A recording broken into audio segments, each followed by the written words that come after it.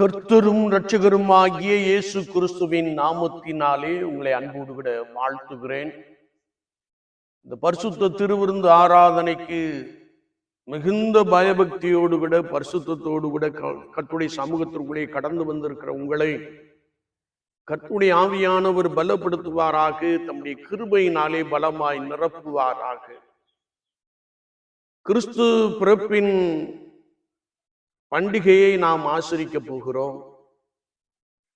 ஆண்டுகள் தோறும் வெகு சிறப்பாய் நாம் கிறிஸ்து பிறப்பின் பண்டிகையை ஆசரித்துக் கொண்டிருக்கிறோம் என்பதையும் நாம் நன்றாய் அறிந்திருக்கிறோம்.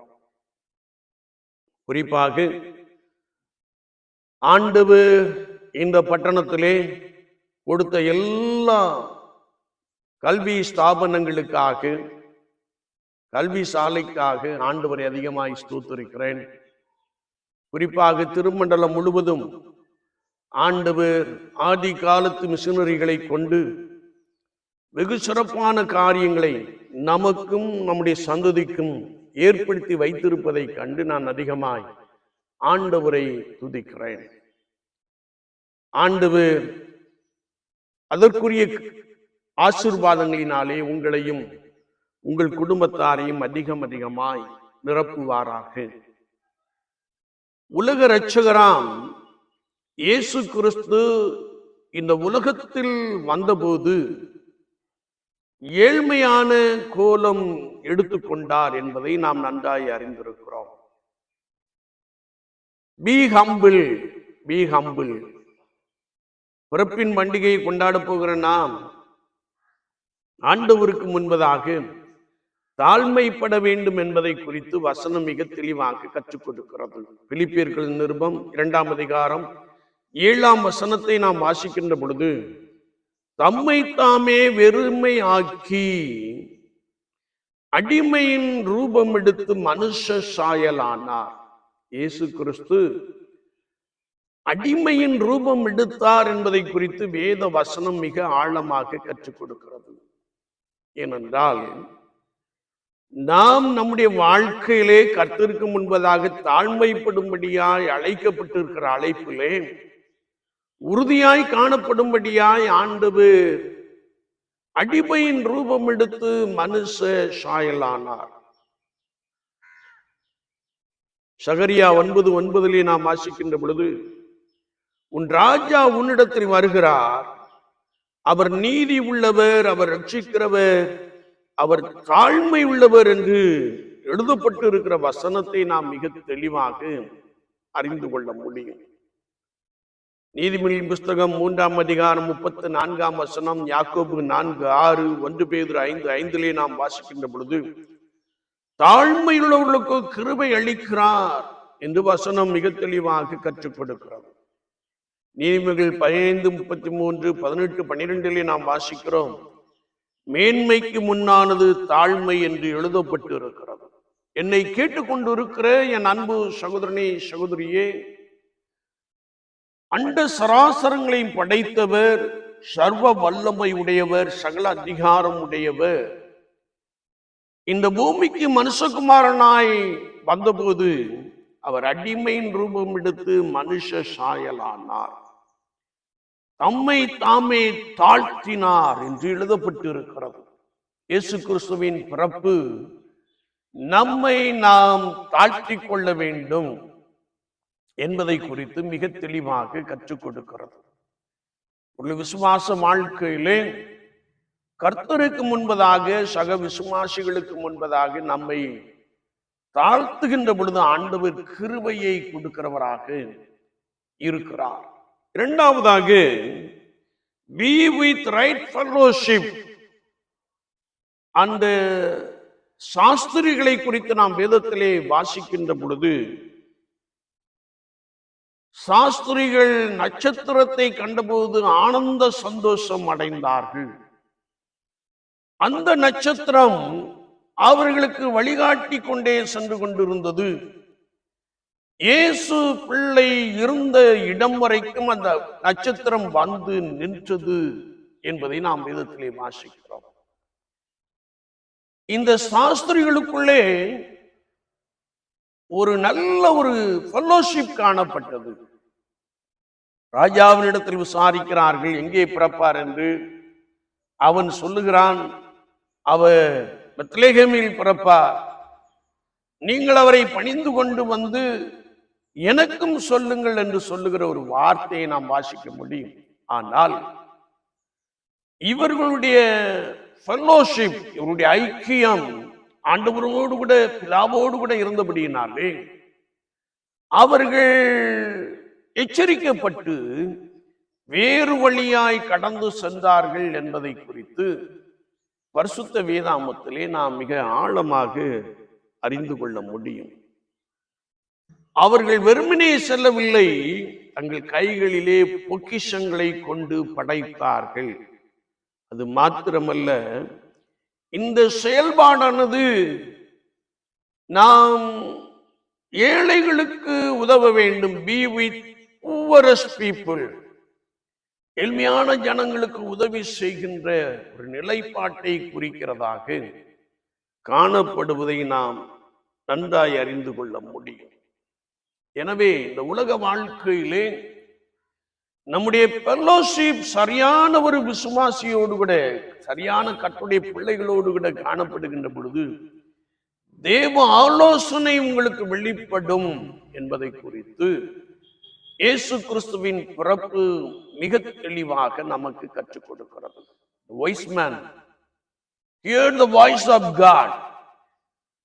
நீங்கள் வந்த வழியே செல்ல வேண்டாம், வேறு வழியாய் செல்லுங்கள் என்ற எச்சரிப்பின் சத்தம் அவர்களுக்கு கேட்ட மாத்திரத்திலே அவர்கள் தேவ ஆலோசனையின்படி நடந்தார்கள். மூன்றாவதாக, be a star. அந்த நட்சத்திரம் என்று வேதம் சொல்லுகிறது. Teaching community is a star to the society. ஒருவேளை கற்றுக் கொடுக்கிறவர்கள் நாம் வாழுகின்ற சமுதாயத்திலே அநேகருக்கு வழிகாட்டும் நட்சத்திரங்களாக காணப்படுகிறார்கள் என்பதை நாம் ஒருபோதும் மறக்க முடியாது, மறுக்க முடியாது.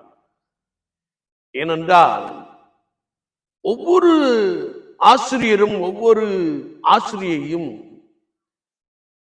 ஒருவேளை மாணவர்களுக்கு வழிகாட்டியாக திகழ்வதை நாம் தெளிவாய் அறிந்திருக்க முடியும். சமீபத்திலே நாம் விருதுகள் பெற்ற ஆசிரியர்கள் குறித்து பார்த்த பொழுது, இந்த particular teacher is a model to me, அவர்கள் எனக்கு ஒரு முன் மாதிரி, நான் அவர்களை பின்பற்றுகிறேன் என்று சொல்லுகிற ஸ்டூடெண்ட்ஸ் நிறைய பேரை நாம் கேள்விப்பட்டிருக்கிறோம். என்றால் இந்த teaching community is very very important in the living society. ஒருவேளை கற்றுக் கொடுக்கிறவர்கள் ஒரு நட்சத்திரத்தை போல அநேகருக்கு வழிகாட்டுகிற ஒரு இயல்பை உடையவர்கள் என்பதை நாம் ஒருபோதும் மறந்துவிட முடியாது. ஏனென்றால் foundation of all professions, teaching community தான் எல்லா வேலைகளுக்கும் செல்லுகின்ற திசையை காட்டுகிறதாக, டைரக்ஷனை காட்டுகிறதாக நீங்கள் அமைந்திருக்கிறீர்கள் என்பதை ஒருபோதும் மறந்துவிட வேண்டாம். அது மாத்திரமல்ல, மோல்டிங் ரெஸ்பான்சிபிள் சிட்டிசன்ஸ். இந்த கற்றுக்கொள்ளுகிற இந்த பருவத்திலே கற்றுக் கொடுக்கிற ப்ரொஃபசர்ஸ், டீச்சர்ஸ் போன்றவர்கள் எதிர்கால சந்ததியை சிறந்த சந்ததியாக உருவாக்குகிறவர்கள் என்பதை நாம் நன்றாய் அறிந்திருக்கிறோம். எனக்கு ஒரு ஆசிரியரை தெரியும். அவர் வரலாற்று ஆசிரியர். அவர் பேர் Albert Jerry. He is from Nagercoil. ஒரு இல்லத்திலே ஹேஎன்எச் கோவிலே அநேக மாணவர்கள் படித்துக் கொண்டிருந்தார்கள். அதிலே ராபர்ட் என்ற ஒரு தம்பி மிகவும் டல் ஸ்டூடெண்ட். ஒருவேளை 9th to 10th பாஸ் பண்ண வேண்டும் அநேக ஆசிரியர்கள் யோசிக்கிறார்கள். ஆனால் இந்த ஆல்பர்ட் ஜெரி என்ற ஆசிரியர் அவனை பாஸ் பண்ணி விடுங்கள், 10th பாஸ் பண்ண வைக்க வேண்டியது என்னுடைய பொறுப்பு என்று சொல்லி அவனை 10th பாஸ் பண்ணி விடுகிறார். இன்னைக்கு 9th to 10th பாஸ் பண்ணி விடுகிறார். பாருங்கள், இந்த ஆரம்பம் முதல் அந்த ஆசிரியர் அவன் மீது தனி கவனம் செலுத்தி இலவசமாக தன்னுடைய வீட்டிலே அவனுக்கு பாடங்களை கற்றுக் கொடுத்து எல்லா பாடத்திலும் 0 எடுத்த அந்த மாணவனை 10ஆம் வகுப்பிலே சிறந்த மாணவனாக தேர்ச்சி பெறும்படியான வழிகாட்டியாக அமர்ந்தார். அவனுடைய எதிர்காலத்தை நான் பார்க்கின்ற பொழுது, ஒருவேளை அவன் இன்றைக்கு காவல்துறையிலே மிகுந்த உயர்ந்த அதிகாரியாக காணப்படுவதை அறிந்து நான் அதிகமாய் ஆண்டவரை ஸ்தோத்திரிக்கிறேன். எனவே teaching community is a responsible community to create the society for future. நல்ல மனுஷிகளை உருவாக்குகிற இடம் இந்த கல்லூரி பருவம் என்பதை நாம் ஒருபோதும் மறந்துவிட முடியாது. அது மாத்திரமல்ல,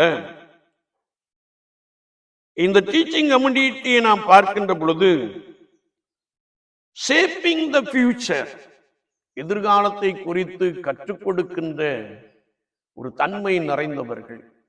ஏதோ படித்து விட்டு செல்ல வேண்டும் என்று அல்ல, ஒவ்வொரு மனிதனுடைய, ஒவ்வொரு வாலிபனுடைய, ஒவ்வொரு வாலிப பிள்ளைகளுடைய எதிர்காலம் சிறப்பாய் இருக்க வேண்டும் என்று சொல்லி அவர்களை நன்றாய் உருவாக்குகிறவர்கள் என்பதை நாம் மறந்துவிட முடியாது.